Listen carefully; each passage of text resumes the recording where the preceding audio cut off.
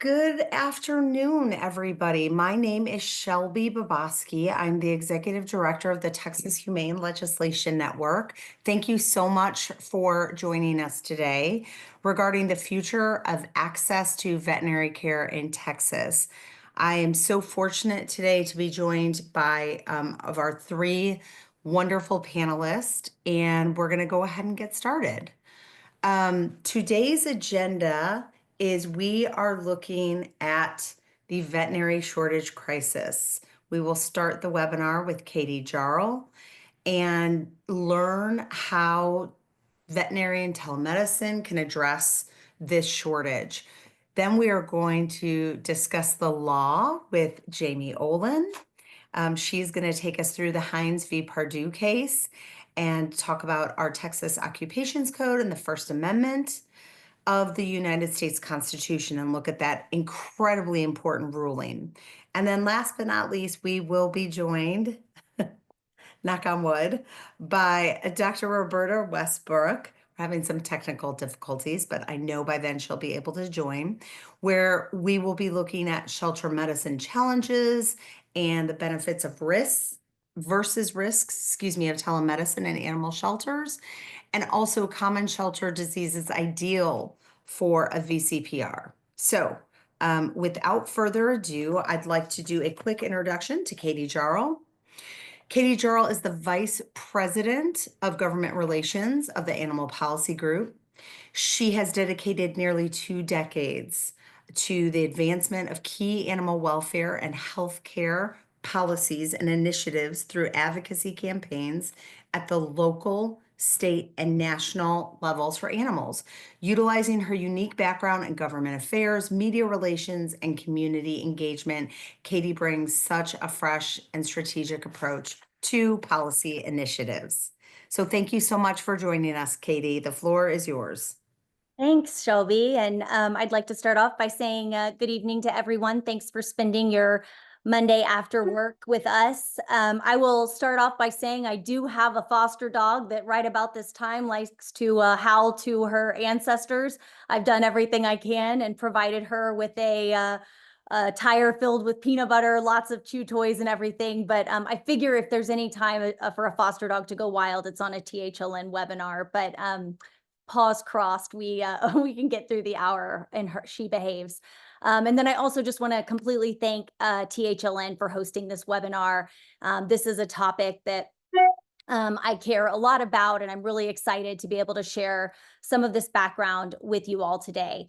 So as Shelby said, one of the things that we want to really talk about today is truly the veterinary shortage. And that's really what prompted all of the discussion in Texas about access to veterinary care.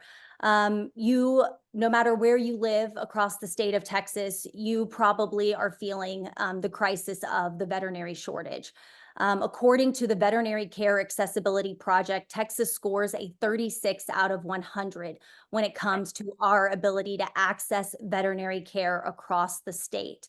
That is a failing grade. And while many of these are rural areas, there are 51 counties total in the state of Texas that score a 0, meaning they have 0 veterinary professionals in that county. That's a pretty astounding number when you think about it. And for those of you that haven't been able to check out the Veterinary Care Accessibility Project, I encourage you to go to their website. You could just Google Veterinary Care Accessibility Project, and they have a really great interactive map that shows not only all 50 states, but it also can be broken down by county. And for instance, we know a lot of rural areas score a 0, but I live in San Antonio, Texas, so I'm in Bexar County. We're at about a 40 out of 100 when it comes to access to veterinary care in San Antonio. And as someone with 3 dogs in my house at any given moment, I can honestly tell you it is often very challenging to find timely veterinary care in the city that I live in. Vet costs and accessibility to vet care are among the top 3 reasons animals are surrendered to shelters. We hear this consistently from some of the largest municipal shelters, a lot of rescue groups all over the state saying that an owner's inability to pay for or access veterinary care for their pets is one of the reasons animals are being surrendered to shelters. And when we look at the crisis of intake in the state of Texas, we know that by addressing an access to vet care solution in our state, we might be able to bring some of those numbers down and have less owners needing to surrender to rescues and shelters. The Texas legislature has acknowledged this issue over the last few sessions. The Texas Veterinary Medical Association has advocated for funding for what they call the Rural Veterinary Incentive Program. And I, along with many others, have enthusiastically supported that incentive program over the last several legislative sessions. Unfortunately, it has yielded minimal results with only a handful of veterinarians taking part in that. And we see, 2025 is pointing towards some really dire numbers as we look ahead. Indeed.com named veterinarians the most in-demand job in the United States for 2025. There's a really fascinating article about how they came up with that number and what other careers are on there. But I think it shows you exactly where we are in this country with our veterinary shortage when they are named as the number 1 most in-demand job from Indeed.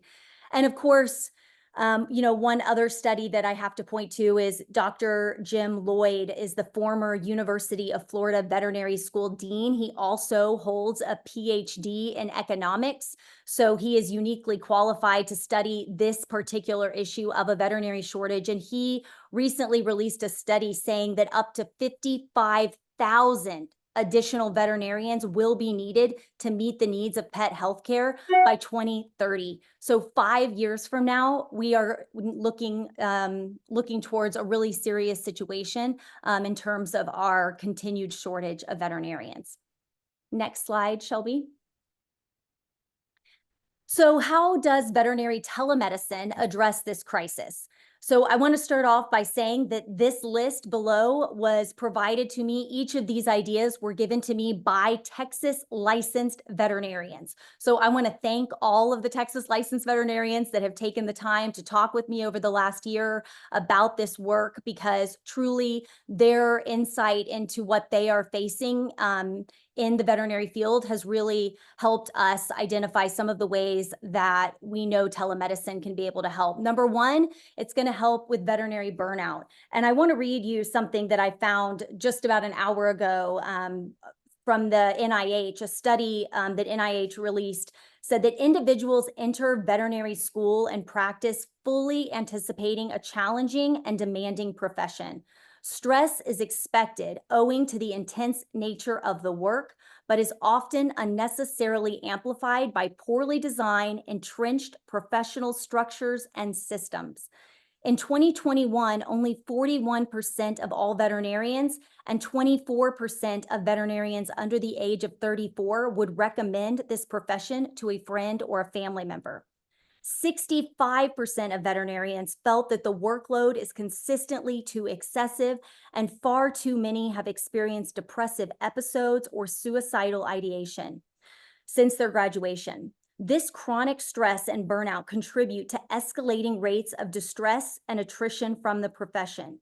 Increasing burnout is a threat to the delivery of veterinary care, and this creates a self-perpetuating, escalating cycle. The main reasons cited for early exit of the profession are work-life balance. So when we're looking at the recruitment of young veterinarians coming out of college, especially knowing that the state of Texas is about to graduate our very first class of veterinarians from Texas Tech Vet School this year, we have a vet school at Texas A&M, knowing that we have veterinarians that are leaving vet school and finding out how they want to spend their career. And then on top of that, we have veterinarians that are telling us loud and clear that they are burning out. We need to be able to give them tools that allow them to sustain their sustain their involvement in this practice for many years to come. We need these people to stick with us. And so when we have these young veterinarians and they're graduating and they're looking, do we want to practice in a state of Texas where we have to be in clinic 6 days a week, traveling long distances to see our patients in person when we want to, start treating a new patient? Or do we want to go to Florida where they're offering us the exact same salary, but the ability to be in clinic 3 days a week and out of clinic doing telemedicine appointments 3 days a week, supporting a practice? Texas is not going to be able to stay competitive with these new veterinarians, and we're going to lose the ones that we're creating in Texas to some of these states that are offering more work-life balance opportunities. Number two, one of the most consistent things I hear from Texas veterinarians is that the establishment of an electronic VCPR would allow them to triage pet owner concerns before they book in-clinic visits. A lot of veterinarians have said so much of their job is pet owner education, and that they see a lot of pet owners that come in for things that could have easily been handled over the phone or didn't really need to take up an in-clinic appointment to begin with. They have so many people waiting that actually do have critical concerns for their pets that need those appointments. And so being able to have a veterinarian that's triaging some of those in-person appointments before they come in would be a very helpful time-saving tool to help veterinarians address those clients first that really need those in-person appointments. Another one that comes up all the time is that, telemedicine would allow veterinarians to provide care for pets with special issues that truly never see a veterinarian. I think PetSmart Charities released a report saying 50 million pets across the United States are not getting vet care for their entire lives. And a lot of this is because the pet has behavioral issues. The pet is terrified of a veterinarian and does really poorly in that space. And it's such a hassle on the owner to get that pet in that they just don't come and see a veterinarian. Sometimes it's the owner that might have mobility issues or not have reliable transportation or be able to take a day off work when the vet practice is open Monday through Friday, to be able to take that day off of work to get to an in-person appointment. So even when it comes to basic care like flea and tick prevention, sometimes those initial calls with the veterinarian would help an animal at least get the basics of what they need in terms of heartworm medication and flea and tick medication. A really great idea that I heard from a recent Texas veterinarian is the fact that they are lucky enough to have a third vet interested in coming to be a part of their small business practice. However, they do not have the money to be able to expand the physical building that they are operating in right now. They have 2 clinic rooms, and in order to add this third vet on to be able to meet the demand of their clients, they would have to actually physically expand the size of their clinic.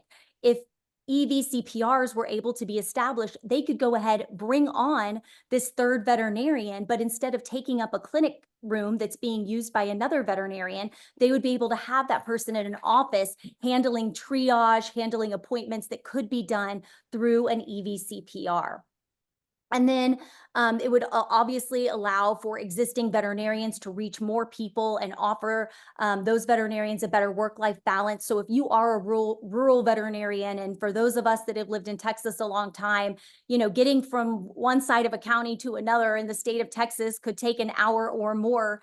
And when you're covering multiple counties, that time is precious. And so being able to reach more people, address more issues in a timely way, and refer them to an in-person visit if that's necessary, but help them right then if they can.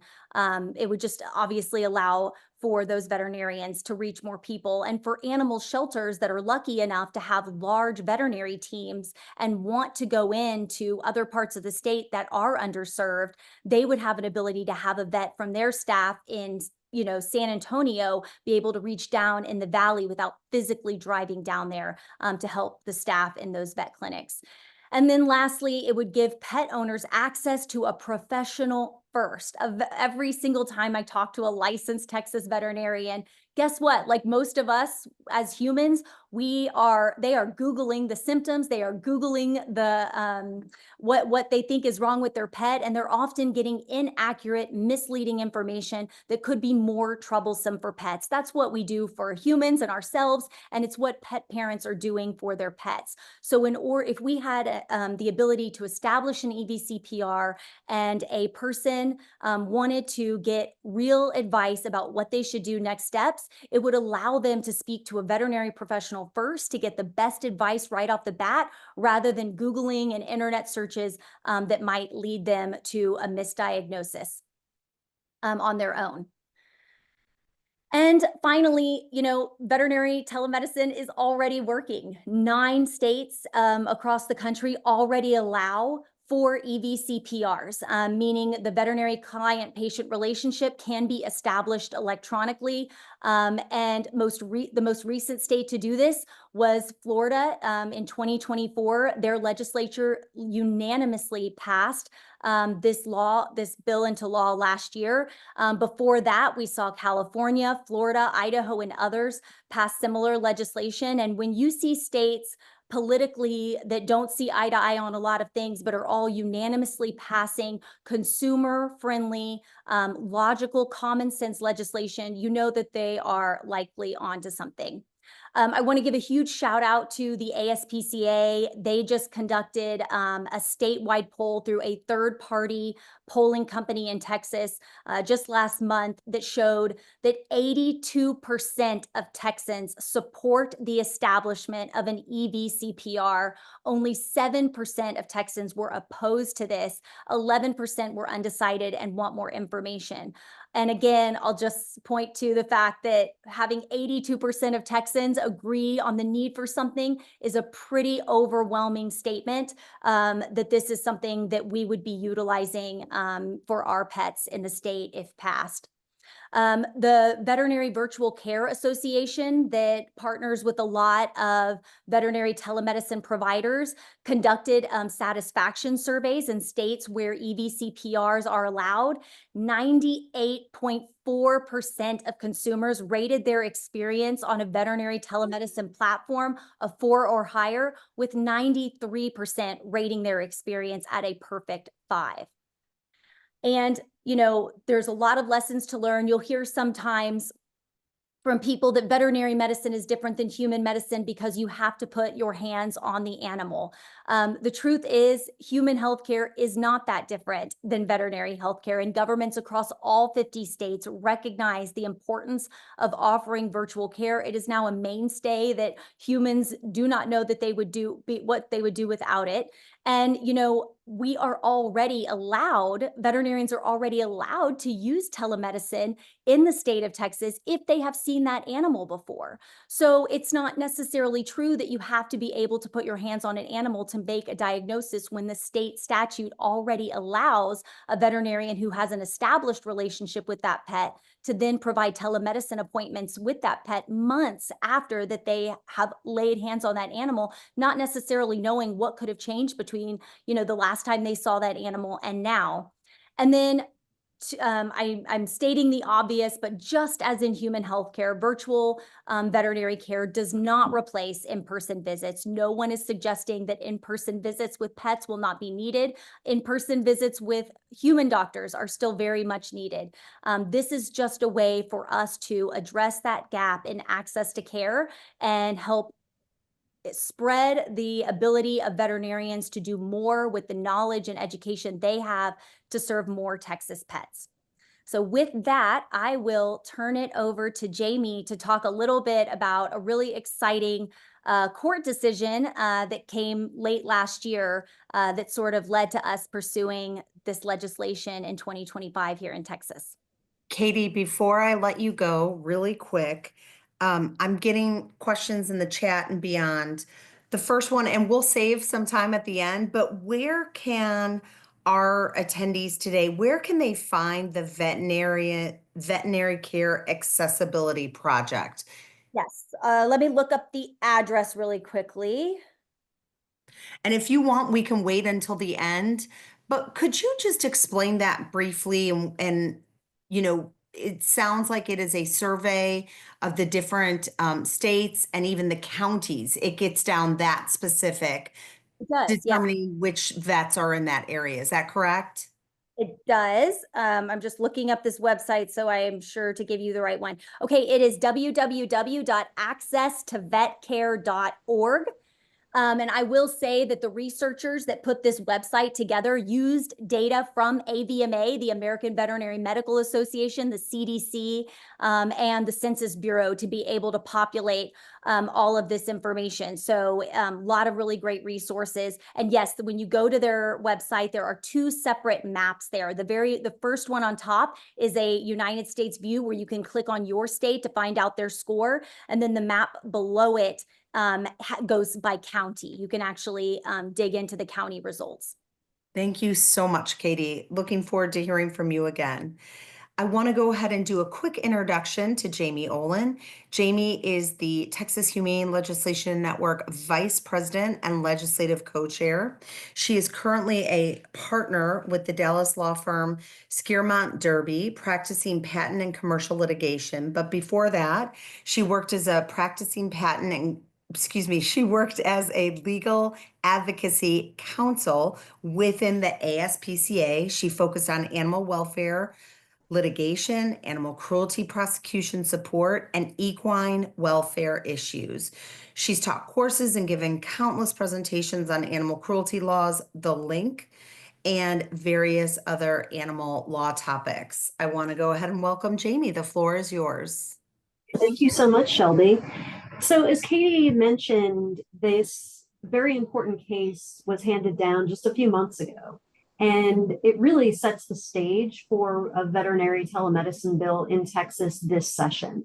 And I'll explain why, and I'll explain a lot of things as we can see from this agenda. So I want to start with the very basics of this decision. First, as you can see, the name of the decision was Hines v. Pardue. So first off, who is Hines? Hines is the plaintiff in this case. That's why his name is before the V. And Dr. Ronald Hines is a veterinarian living in Brownsville, Texas. He graduated from Texas A&M Vet School in 1966, and he worked as a practicing vet for about 40 years. He was in private practice, he worked at SeaWorld, and he also worked for the National Institutes of Health. Now, in 2002, he retired from daily practice because of medical reasons, but decided that he wasn't content to just retire. He decided to start a website, called it secondchance.info. And on that website, he posted articles about pets and pet care. It grew to be pretty big, and people from all around the world started sending Dr. Hines emails asking about the animals that lived in their homes that they were finding, and asking him what they should do in certain circumstances. So just a couple of examples of this.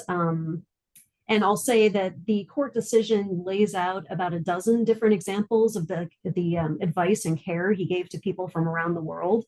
If you ever want to have evidence of people that are doing really wonderful things for people or animals, it's worth reading all of those. But the two I'll tell you about is he received an email from a man in Iran who had found a pigeon with a broken wing. And the man wanted to get some advice about how to bandage the wing and what to feed a pigeon. So Dr. Hines provided that advice. He also had an email from a woman in Glasgow, Scotland, whose cat had fluid in her chest. And Dr. Hines knew that giving advice via email was not going to be sufficient. And so in that case, he told her to go make an appointment with her vet as soon as possible to get that issue checked out. So again, that's just a couple of examples of the type of advice that Dr. Hines was offering to people from all around the world. The reason he was doing this was because he acknowledged that people in other parts of the world don't have access to the same kind of veterinary care that we do in the United States. And he wanted to make it more accessible for people and animals everywhere. Who is Pardue? Pardue is the defendant in this case, which is why that name is on the other side of the V. Keith Pardue is the president of the Texas State Board of Veterinary Medical Examiners. And there were a number of defendants that were listed in this case. Typically in a case heading, only the first named defendant shows up in the heading. The reason for this is because when you are suing a state agency, and there's a board, then you name every person on the board in their official capacity. So there's probably a dozen different names listed here as a defendant, and that just means that Dr. Hines was suing the board itself. And then what was the issue? So if we can go to the next slide, please. Okay, there's a lot of text here, but I'm going to skim this. There's a statute in the Texas Occupations Code that applies to veterinarians, and I pulled out the really relevant portions of it here. And this statute relates to the establishment of a veterinary client-patient relationship that we heard about with Katie a minute ago. And in Texas, the law currently stands that a veterinarian client-patient relationship can only exist if the veterinarian, and in this case, has sufficient knowledge of the animal to initiate at least a general or preliminary diagnosis of the animal's medical condition. And the way that a veterinarian can get that sufficient knowledge of the animal, we see down at the bottom of this slide under 1, is by either examining the animal personally or making medically appropriate and timely visits to the premises on which the animal is kept. So those are the only ways under law currently that a veterinarian can establish a veterinarian client-patient relationship. And at the bottom here, you'll see that the current statute says that a VCPR may not be established solely by telephone or electronic means. And so that's the law that we're going to be talking about today. And taken together, the courts that looked at Dr. Hines's case referred to this requirement as the examination requirement.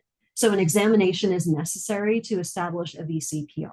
And I'll be referring to that as we talk in more detail about the case. So if we can go back to the last slide, please. All right, next we're going to talk about how did we get here? And I will caution everyone in advance to buckle up because this is a very, very long, about 12 years long and very convoluted legal battle that happened. We'll go through it pretty quickly, and I'm happy to answer any questions at the end. I will necessarily be leaving out some parts of this. But if we can go, actually, we can stay here for now. That's fine. So in 2012, the board, the Texas Board of Veterinary Medical Examiners, found out about Dr. Hines's website and what he was doing, and they initiated disciplinary proceedings against him. They said that he was violating the examination requirement by providing veterinary care without establishing the VCPR. Because as we just saw, the VCPR under the statute cannot be established solely by electronic means in Texas right now. And so Dr. Hines sued the board in 2013 and said that by enforcing the examination requirement against him, the board was violating his First Amendment right to free speech. He made some other allegations in other constitutional grounds, for example, the 14th Amendment. That challenge didn't make it all the way through the 12 years, so I'm not going to spend any time on that now. We're really going to be focused on the First Amendment challenge, and that is a free speech challenge. So the board moved to dismiss the complaint. And this complaint was filed in federal court because it dealt with the First Amendment, which is a federal law. And this was in the Southern District of Texas. The Southern District of Texas, the lower court, allowed Dr. Hines's First Amendment claims to proceed. But then the board appealed that decision.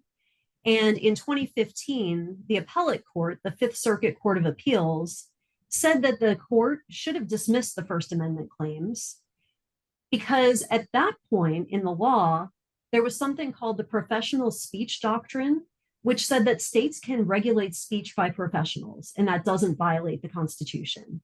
So because of that doctrine, there was really no way that Dr. Hines could prevail on his First Amendment challenge back in 2015.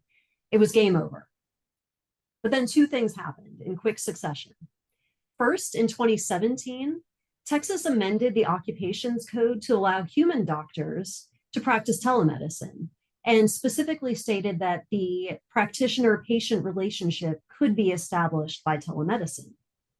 And then in 2018, the Supreme Court of the United States overruled the professional speech doctrine. And so it was like the stars had aligned. It was the perfect time for Dr. Hines to refile his challenge to what had happened to him. And so he did that. And he said that because of the new law, he now had a valid free speech claim. And he went back to the district court, the lower court. They dismissed the case, but he appealed back to the Fifth Circuit. Like I said, this is very convoluted. There's a lot of things that happens. He's on his second appeal. While his appeal was pending this time, the court officially recognized that the professional speech doctrine was done, it was gone, and that he should be able to have his First Amendment challenge heard by the lower court. And so the Fifth Circuit sent the case, what's called a remand, back down to the lower court to decide the First Amendment issue. And so this is really the first time that Dr. Hines' First Amendment challenge was actually being heard for its substance and not just, oh, we should dismiss it because there's this doctrine that requires dismissal. Now we're at the point where we actually find out what he was arguing here. So if we can go ahead to slide 10, please. So 2 ahead. So let's look at the First Amendment. It's really short. And we are only here talking about the middle of the second line, which is that Congress shall make no law abridging the freedom of speech. That's the portion of the First Amendment that Dr. Hines was relying on. It seems really straightforward. It is anything but straightforward. I actually pulled out a couple of quotes from judges talking about First Amendment law. And my favorites were that First Amendment law is notoriously foggy and that it is a mind-numbing morass. So this area of law is very, very complicated. First off, when there's a free speech challenge, the court has to determine if what's being challenged is actually speech as opposed to conduct. So is it something you're saying or is it something you're doing? Because only speech is governed by the First Amendment. So for example, though, there's a lot of exceptions to this. Burning the American flag to protest the Vietnam War, there was a case on this, and this was regarded as speech and not conduct. And then on the contrary, graffiti has been found to be conduct and not speech, even though it involves words. So there's really no way to predict the way courts are going to come down on these issues. But if a court finds that what you're doing is conduct and not speech, then that's the end of your First Amendment challenge. You can't do anything after that. If the court does determine that it's speech, then the court has to find that the kind of speech that's involved is constitutionally protected, because there are certain types of speech that are indisputably speech but are not protected. For example, yelling fire in a crowded movie theater has been determined not to be speech, and so you're not protected under the First Amendment. And then if you find that you are constitutionally protected, then you also have to deal with that different types of constitutionally protected speech are given different levels of protection. So for example, political speech, maybe criticizing the government, that's entitled to the highest level of protection. But something like commercial speech, a pharmacy that is putting up a sign advertising the prices of its drugs, that's not entitled to as much protection. And those are things that the court has to consider. And then after that is taken into consideration, courts have to determine if the attempt to regulate the speech is content neutral, meaning that the government cannot regulate speech based on what is being said. So for example, the government can't say that someone can put up signs that are critical of the government, but cannot put up signs that are supportive of the government. That's not neutral. It's preferring one side over the other. And so that's not okay. But if it is content neutral, if the regulation has nothing to do with what is actually being said, then it's still going to be looked at by the courts, but it's entitled to less protection. Okay, so that was a very quick primer of a very complicated area of the law, but we'll talk now about what actually happened in Dr. Hines's case. So we're back down to the lower, and that's fine. We're back down to the lower court. The lower court found that the examination requirement is not speech, that it's conduct. But they said that we have to look at it in the frame of what Dr. Hines actually did and not just the requirement standing alone. And because Dr. Hines and what he was doing with his website involved advice given via emails, that could constitute speech. And so he passed that very first step. And then the court decided that the examination requirement is content neutral because the board isn't saying what kind of veterinary advice is okay and what kind of veterinary advice is bad. It's neutral.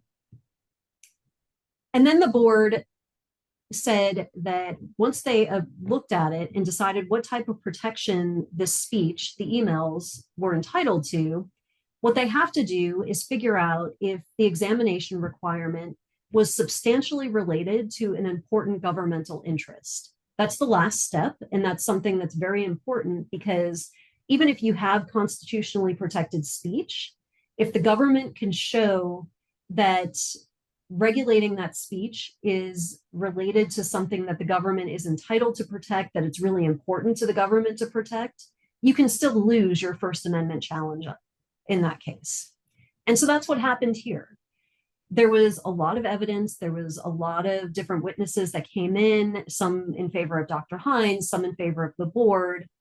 The court weighed that evidence and decided that the board had identified certain harms that could be associated with telemedicine and talked about how important it is to put hands on an animal.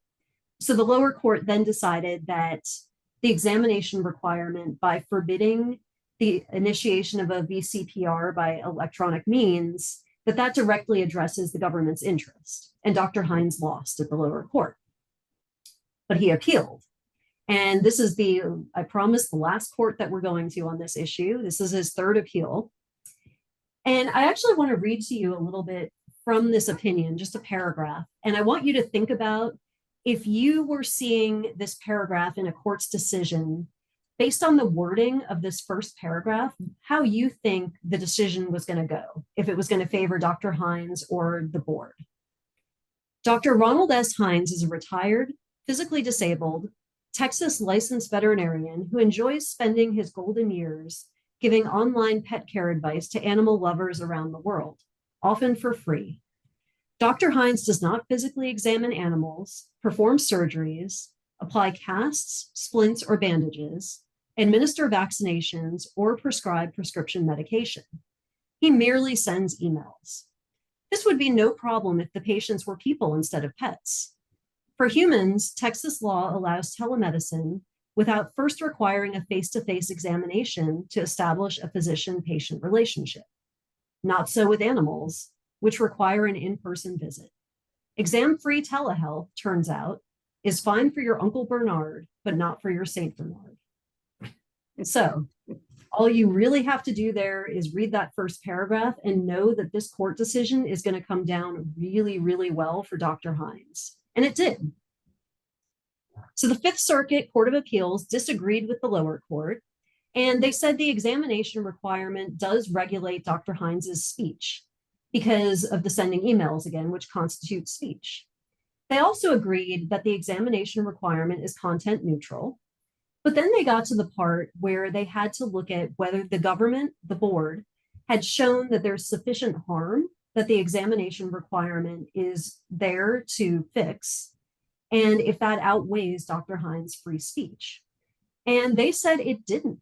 They said that the board had introduced no evidence whatsoever that Dr. Hines, through his website, had ever harmed an animal, ever, in the years that he had been doing it. And then they also picked apart all the evidence that the board brought and saw that they decided that the physical examinations are helpful, but not always necessary, and that a pet owner should be able to choose, that ultimately the responsibility falls on the pet owner. The court also pointed to the fact that human telemedicine is acceptable, and that that's a big difference here between what you can do with a human versus what you can do with an animal. Like the court said, your Uncle Bernard versus your Saint Bernard. And then also noted that the statute that we looked at before, the Occupations Code, can be read to show that a VCPR can be established if a veterinarian visits the premises where animals are, but there's no requirement that the veterinarian has to examine those animals. So in that case, the veterinarian isn't putting hands on the animal either. So the Court of Appeals concluded, again, that there was no evidence that Dr. Hines had ever harmed an animal. And so they found that his free speech rights in having his website and sending the emails outweighed the state's interest in the examination requirement. So then we get to the next bullet point, which is after all of this, who won? Dr. Hines won. And what changed? So unfortunately, this is what's known as an as-applied challenge based on the First Amendment, which means that the decision only applies to Dr. Hines in his specific situation.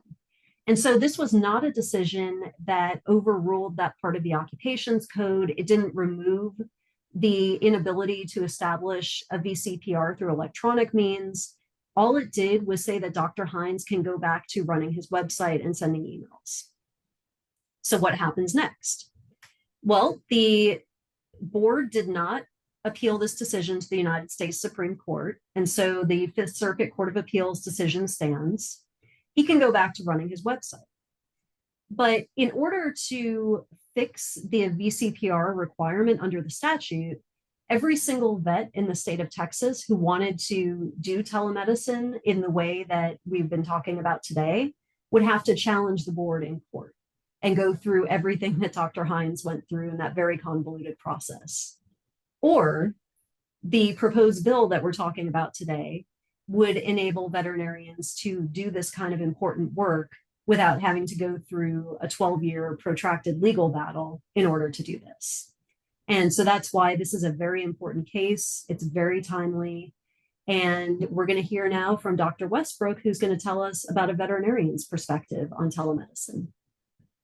Excellent. Thank you so much, Jaime. And I love what you said, quoting the case that telemedicine is okay for your Uncle Bernard, but not your Saint Bernard. Brilliant. Sometimes judges can be very funny. Okay, we are so pleased to have with us Dr. Roberta Westbrook. She is the Chief Animal Welfare and Medical Officer at the Houston SPCA, based in Houston. Previously, Roberta was an associate veterinarian at Palm to Paws Veterinarian Clinic and held positions at Vet Tech Institute of Houston. Roberta received a doctorate in veterinary medicine degree from the University of Missouri. So I'm going to go ahead and hand it over to Dr. Westbrook. I was just going to start off by saying, one of the areas of veterinary medicine that I think can benefit the most from telemedicine is the animal shelters. So having spent about 8 years total in shelter medicine, one of the struggles that we deal with significantly throughout the United States and even beyond is, shelters are consistently operating outside of their capacity to care for the number of animals that they have. And it's one of those things that's unfortunate, but occurs in almost every shelter that I've worked in, where the number of animals that need assistance, the number of animals that need help just outnumbers extensively the number of resources that we have. And those resources are veterinarians, sometimes veterinary technicians, space, finances. There are so many things that cause animal shelters to sort of operate outside of their ability to be able to care for every animal that comes to them. And so I'm going to talk a little bit later about how telemedicine can actually help us do so much of a better job helping those animals that come to us. There are some shelters that have a ratio of about 200 animals to one veterinarian, and sometimes even higher than that. And so being able to use our resources to stretch those resources, be able to give those animals the care that they need is really, really critical. So one of the challenges of shelter medicine is just having so many animals and not enough medical staff to be able to care for them. Then in many shelters, the animals that come have a variety of medical conditions. So we have everything from animals who are coming just to be rehomed. They're healthy animals. They have had families in the past. They're current on vaccines. They may be spayed and neutered, and they have no health issues. And then we have animals that specifically for us may come with severe trauma, those that are coming off our ambulance or that have been in abusive situations through cruelty, and everything in between. We have animals with minor health conditions, kennel cough and ringworm and sarcoptes and demodex. And there's a wide range of conditions that animals have in shelters. And telemedicine can really help streamline that care, because this way you can have veterinarians that need to be focused on those critical cases to be able to do that, to be able to put those hands on the animals that come in through cruelty, that come in from the ambulance, that have been hit by a car or have severe injuries. We can direct our resources more efficiently toward those animals that need the in-person hands-on care, and we may be able to kind of resource out to other veterinarians those more minor illnesses, those cases that probably an in-person examination is not going to change the treatment significantly. And so I'll talk a little bit about that. So the variety of health conditions and trying to manage those can be a challenge for animals in most shelters. Then when we talk about the different types of shelters that exist, there are several different types, and a focus on the ones that could use telemedicine the most. And the first one is rural veterinary shelters and animal shelters. And so I think we've mentioned that before. Katie mentioned that, where not only are some people living rural, but some veterinary shelters are in rural locations. And then so in order to get their animals to a veterinarian, they may have to drive an hour, 2 hours to get to a veterinarian, or that veterinarian may have to drive an hour or two to them. And so it can be very difficult to get those animals the care that they need. We all know that there's communities, as Katie mentioned, that have veterinary deserts where there's no veterinarians available to be able to provide that care quickly.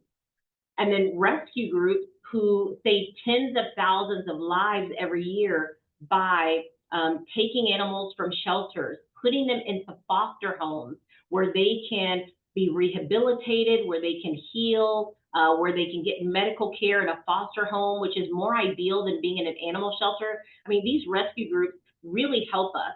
But the challenge with the rescue groups is, again, they may not have a veterinarian on staff. They may not have a veterinarian that they are able to pay to be able to see all the animals in the foster home. So generally what winds up happening is those animals in foster homes have to make appointments at private practices. They have to make appointments at regular veterinary clinics, which could be weeks out before they're able to get that care. So again, being able to have those animals who are already in foster homes, but who are owned by the rescue group, being able to have them seen by a veterinarian virtually could really help them to get the care that they need so they can move on to adoption. Because remember, in animal shelters, we want to be able to give these animals physical exams, address their health issues before they go up for adoption, before they go to their new home. And if we're unable to do this, what winds up happening is these animals stay in the shelter for an extended period of time. And while they're staying in the shelter waiting for that health exam by a veterinarian, while they're waiting, maybe to just get medication prescribed. Unfortunately, in the shelter, waiting a long time can cause animals to deteriorate. They can get sick from other diseases. They can start to develop behavior issues because they're in shelters for extended periods of time. They're not able to get out. They're not able to live that normal life that a dog or cat should live. And so it actually can really harm animals staying in shelters for extended periods of time, while having that ability to have them seen by a veterinarian electronically can help expedite their pathway to finding a new home, and it can be really beneficial. So next slide. So the benefits are, enormous, particularly in shelters. So again, the ability to reach more clients and patients. Last year, I visited a shelter south of Houston, probably about an hour and a half from where we are here in Houston, and that shelter did not have a staff veterinarian. And the way that it works is, if they have an animal that is sick or ill, they would take the animal to a local private practice. But even having the resources to take the animal to the private practice was challenging. They didn't have enough staff to do that on a regular basis. They didn't have enough staff to stay and take care of the animals at the shelter and also take them for their veterinary visits regularly. And I remember it breaking my heart because I went to visit and I thought, I have this skill, I have this knowledge. There's so many animals here that I can help, that I can benefit, but I'm not here. I'm an hour and a half away. How do I, I wish I could be able to provide some services for them electronically to, to be able to look at animals via video or phone or photo or email, just to be able to give them guidance about next steps and potentially prescribe some medications for those conditions that have low risk for virtual telemedicine. So that was one example recently that really hit me, and I thought, telemedicine could really benefit those shelters that don't have a veterinarian. And obviously, it decreases the wait times for the initiation of treatment. We've said this before, Katie and I think Jaime both mentioned this, that telemedicine can help us get treatment started. It doesn't mean that that's the end of it. It doesn't mean that we cannot allow the patient to come back into the hospital at a later time. It doesn't mean that we can't follow up with an in-person visit later. But delaying that initiation of treatment, delaying the initial exam and starting some medication can actually do the patient more harm. So sometimes just having that ability to start an antibiotic or a pain medication can actually do wonders for that patient. And again, it increases our efficiency and resource allocation, particularly in shelters that we have here where there's a variety of different conditions, and being able to resource those out and have the veterinarians that are on campus focus on those critical cases, while veterinarians that could be working remotely, working from home, could be able to handle some of those more simple cases. It ultimately gets pets in homes faster. So again, if we don't have the ability to examine all the animals in our care, give them the treatment that they need, give them the testing that they need, there is a backlog of those animals in the shelter just waiting to be seen by a veterinarian. And we want to be able to move them through the shelter system quickly and efficiently so that they can find their homes and go on to live those long, healthy lives in homes. And then we can offer more services. So we want to be there for our communities. Animal shelters, are not only there to take in lost, abandoned, abused animals, but we also want to be able to help those people in our community and offer more services and be able to say, not only are we there for the lost and stray animals, but people in our community need help as well. They need access to care as well, and shelters can provide those additional services. The risk of telemedicine, especially, I know a lot of people may be concerned about misdiagnosing, but this is where, as a veterinarian, you have to trust that veterinarians want to save lives. We want to practice the best medicine that we can. And with our education, with our knowledge, with our skills, we know the questions to ask. We know what we're looking for with our patient to help us to determine how serious this condition is or not. And veterinarians are going to be responsible enough to determine, is this something that I can manage via a telemedicine avenue, or is this something that I need to have this patient come in? And we do that all the time. We're asking questions, we're asking for video, we're asking for photos. These things help us to determine what the next step is. And so generally the risk of misdiagnosis is low, because I think veterinarians are very diligent about making sure that they ask the right questions so that they can give the proper next step. And as I mentioned before, this doesn't have to be used. Every veterinarian is not required to use a virtual VCPR. This is something, it's another tool that we can use, again, to benefit us, to provide more access to care, and to give clients and our patients the care that they need. And as I mentioned, it doesn't have to end there. There's always the incremental ability to say, let's start here, let's try this, and then if we need to work forward with an in-person visit, we can do that. And then I'll focus on some of the shelter diseases that are relatively uncomplicated, that could really reduce the amount of stress and pressure on shelter staff and still give patients the care that they need. So let's look at some of those uncomplicated medical cases that are common in animal shelters on the next slide. So kennel cough in dogs is very common. Dogs in animal shelters are going to pass bacteria and viruses. And kennel cough is one of the most common conditions that we see in animal shelters just because of the high volume of patients in a tight space. Kennel cough has very clear symptoms that generally you can diagnose by looking, by hearing, by seeing a video. Those sorts of things like kennel cough can actually be diagnosed relatively easy without an extensive physical exam. And so anything else that might change the course of treatment for kennel cough could also be asked by the veterinarian to the staff that are on campus. So for example, let's say that I am working remotely and I want to help an animal in a shelter that's an hour and a half away. They have animal care staff who can take the temperature of the animal, who may be able to take the heart rate of the animal for me, who may be able to lift the lip of the animal and let me look at the mucous membrane color and even check the capillary refill time so that I can make sure that this animal is bright, alert, and responsive, that they have a normal heart rate and respiratory rate, that they're not running a fever, that they're not dehydrated. I can have staff who are there be able to take those initial physical exam parameters, and I can use that information to determine whether this is a simple case of kennel cough that I can diagnose standard medication for, or if this is something more complicated than kennel cough that I need to have come in.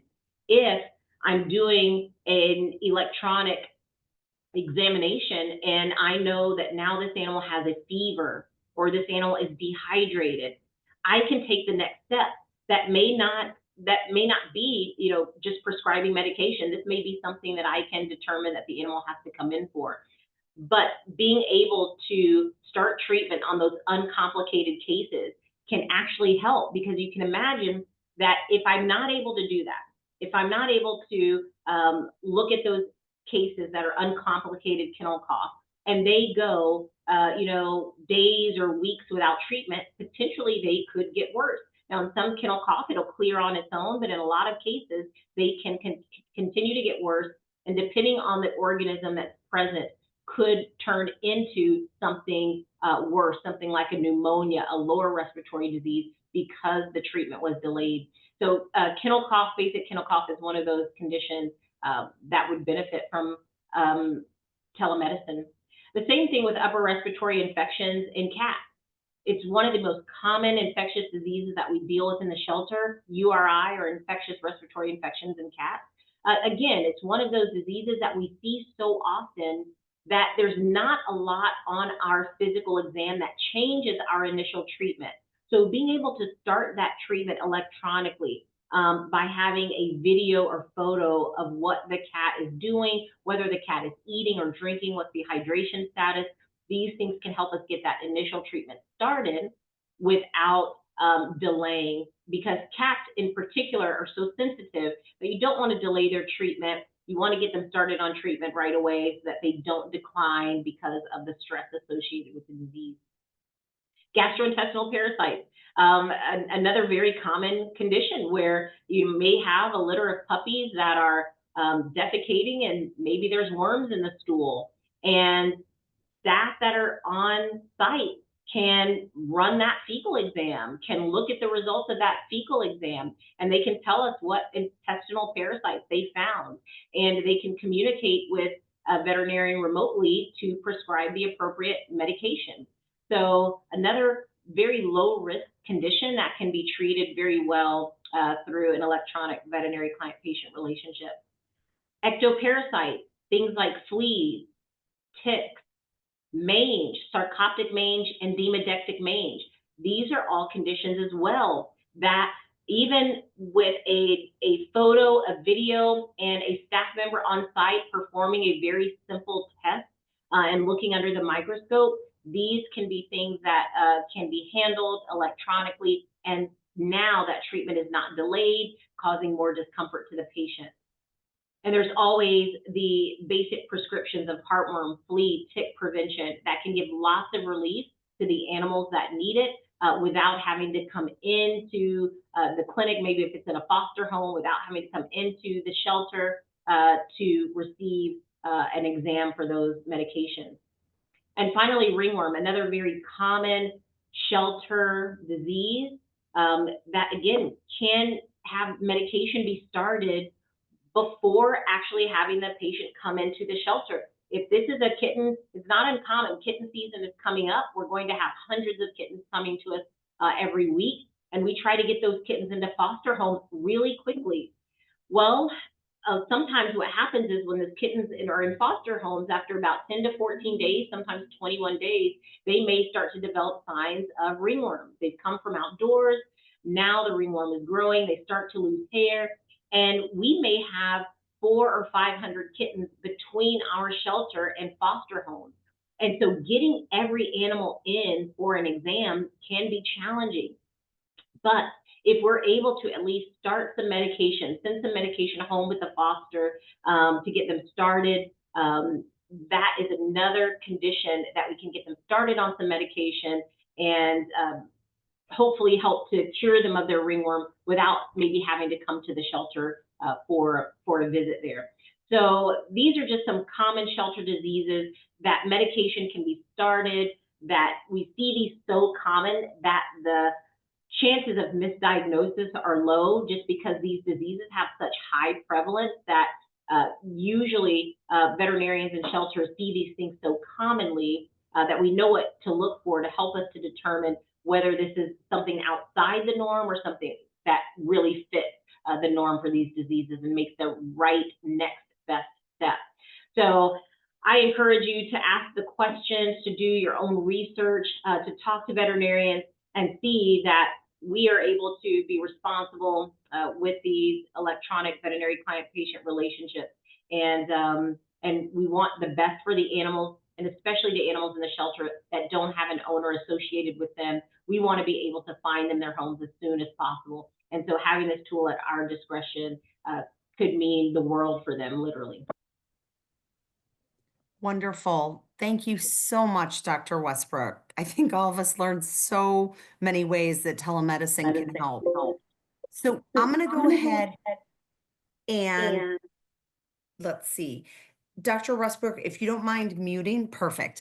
I'm going to go ahead and just end the webinar on a couple of next steps. So if you are listening and you would like to go ahead and support legislation so that we can bring vet telemedicine to Texas without having that required first inpatient visit, we have bills that have been filed that need your support. So in the Senate, it is called Senate Bill 1442. It was brought by Senator Nathan Johnson, and he is out of the DFW area. Here is his phone number. I urge everyone to go ahead and call and thank him for bringing this incredibly important legislation.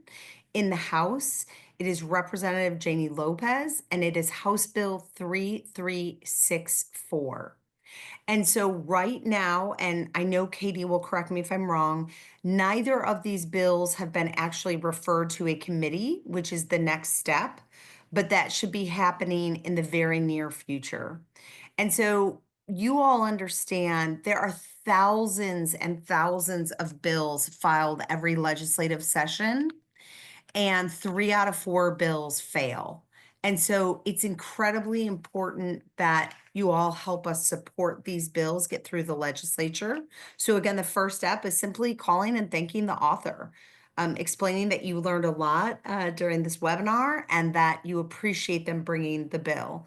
In addition to that, once the bill is referred to a committee, then we will ask your help in calling those committee members to support this legislation. And then it obviously goes to the full Senate or the full House for a vote. And again, we will ask for your support then, and then it goes to the other chamber. So if it was in the Senate, it goes to the House and vice versa. So again, this is the contact information of the authors. And from here on out, starting at the end of this week, on our website, you will be able to see the bill. A bunch of this information will be included on our website. And if you obviously have any other further questions, I urge you to go ahead to legislate@thln.org. I'm going to take my share off for now. And I got two questions that I wanted to address really quickly. And then we can go ahead and end the webinar. Again, I want to thank Katie, Dr. Westbrook, Jaime. Thank you so much for being here. Katie, one of the questions was, how many veterinarians have been able to go through the rural veterinary incentive program, if you know? I'm not sure. The last count that I heard was 4 since the inception of this program. But I'm happy to follow up. I will say that, the last time that I heard a number, it was very, very low, less than a handful. Shelby, have you heard anything else? Other than it's been incredibly low because they're just not getting the funding in to help with these veterinarians and get them through. And agree. And to be clear, this was a program that a lot of us on this call fully supported. I mean, we were all very supportive because anything that would allow and encourage more veterinarians in the state of Texas is a good thing. And we do wish that this program had yielded amazing results. But unfortunately, a handful of veterinarians is not going to meet the needs of 51 counties in Texas that score a 0. Excellent. Thank you for that. And then, Dr. Westbrook, I know that you had said there were 200, sometimes there's 200 animals to one veterinarian. And we thank you so much for so many examples on the shelter side. One of the questions is, just generally in private practice, would a lot of the same examples that you gave apply to them as well in terms of being able to organize your caseload, organize the day, and so forth? Yes, I definitely think that it would apply to private practice. So, when I worked in private practice as well, and so in between appointments, for example, being able to answer emails or text messages, look at videos from clients who may need that assistance. That happens anyway. When you're working in private practice, people are asking you questions about clients pretty regularly, even between your appointments, and you're answering questions that the receptionist has, and you're always trying to squeeze in more opportunity to help your clients and patients. And so there definitely would be opportunity in private practice between appointments to be able to sit down. And this could be, depending on the clinic, either scheduled time. This could be something that veterinarians do from home, or it could be, even while you're on campus in your hospital, taking those times to answer questions from clients through email or through some virtual opportunity. So I think those cases could absolutely still be handled the same way in private practice. And again, it's up to the veterinarian to set the limits at which point they feel like the animal needs to come in. So each veterinarian is going to set their own standard and their own limit for when they feel, at this point, I think your pet should come in. Excellent.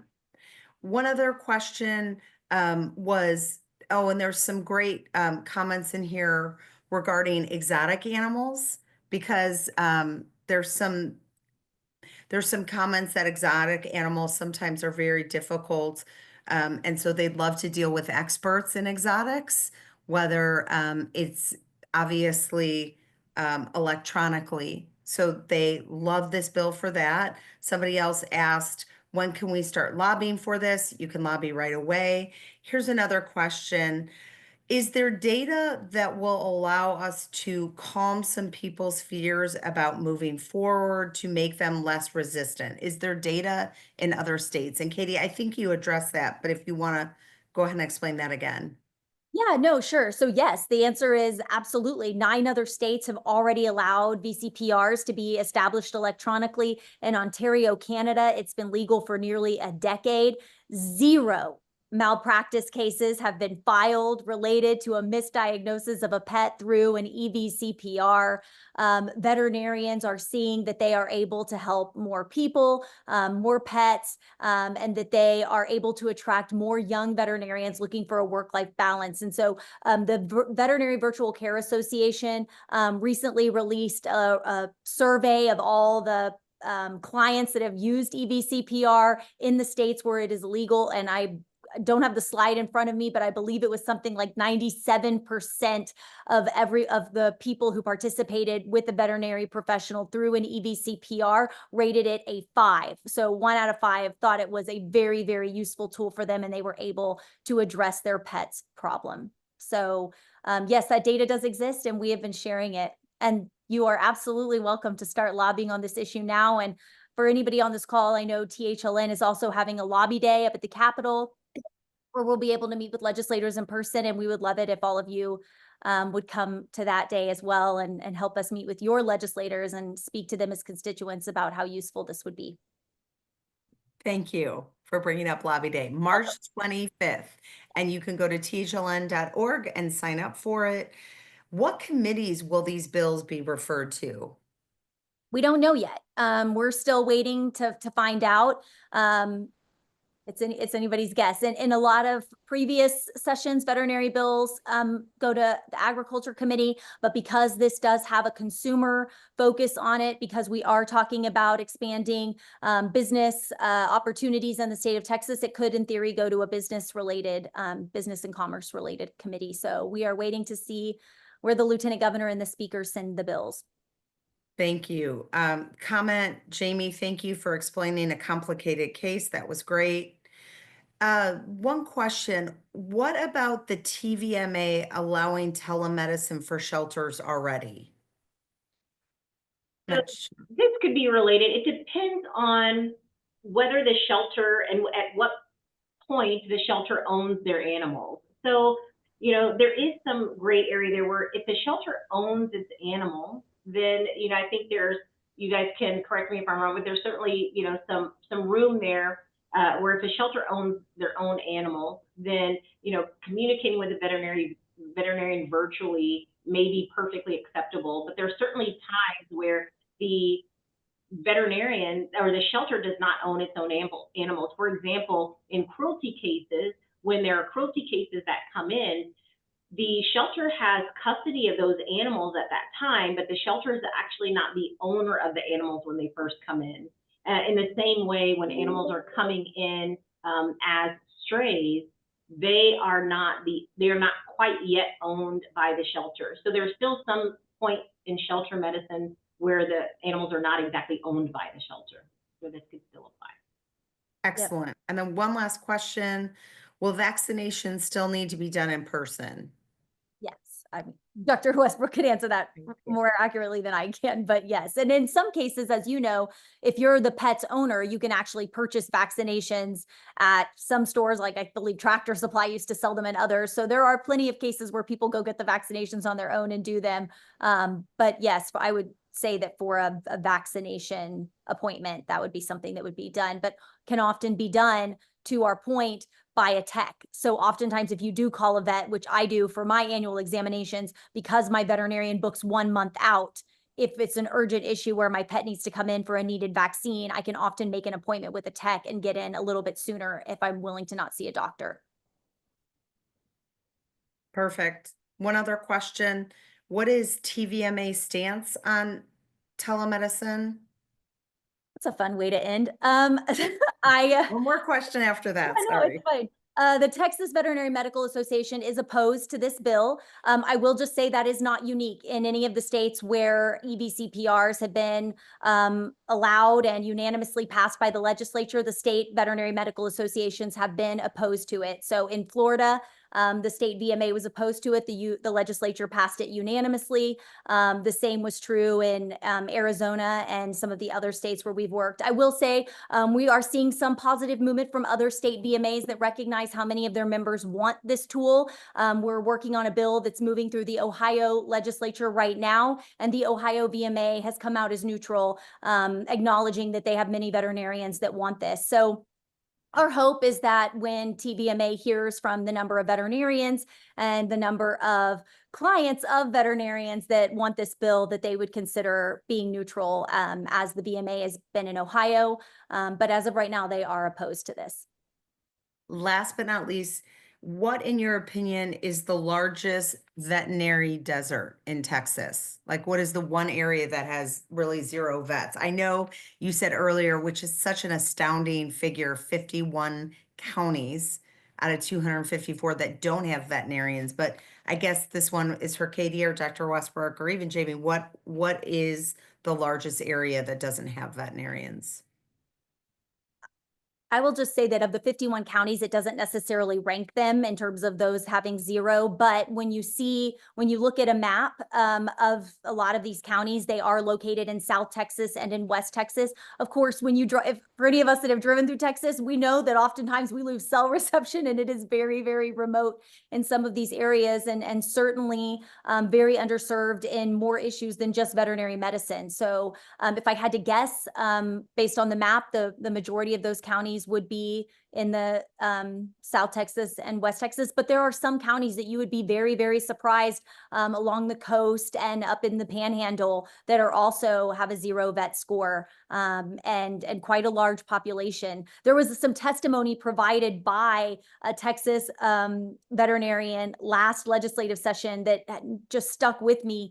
It was in support of the Texas Veterinary Rural Incentive Program, and she was from somewhere near Waco, and Belmead maybe, and her comment to the legislative body was, because I am here today, there is no veterinarian in the county that I left. So if there is a pet with an urgent situation, they are in trouble. There is no one to help them.